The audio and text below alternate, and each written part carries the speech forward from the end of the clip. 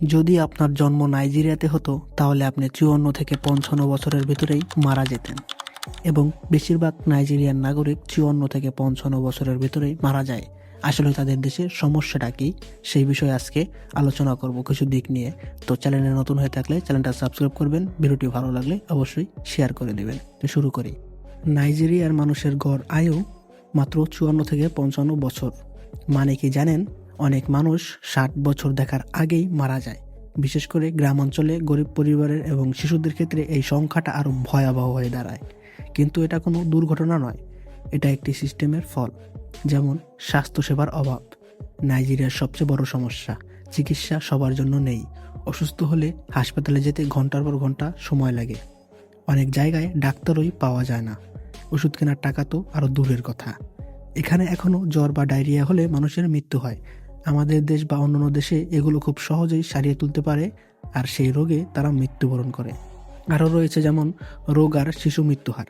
নাইজেরিয়ার কিছু রোগ খুব সাধারণ: ম্যালেরিয়া, কলেরা, টাইফয়েড। সবচেয়ে কষ্টের বিষয়, প্রচুর শিশু 5 বছর হওয়ার আগেই মারা যায়। আর যখন শিশু মৃত্যুহার বেশি হয় তখন দেশের গড় আয়ু স্বাভাবিকভাবেই কমে যায়। এটা শুধু সংখ্যা না, এটা হাজার হাজার পরিবারের কান্না। আরও যেমন রয়েছে নিরাপত্তা ও সহিংসতা। নাইজেরিয়ার অনেক এলাকায় নিরাপত্তা নেই বললেই চলে।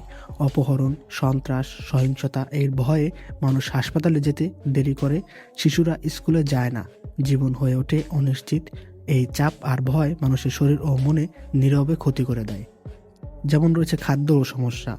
অনেক মানুষ বাধ্য হয়ে দূষিত পানি খায়, অপরিচ্ছন্ন খাবার খায়, কঠোর পরিশ্রম করে বিশ্রাম ছাড়া।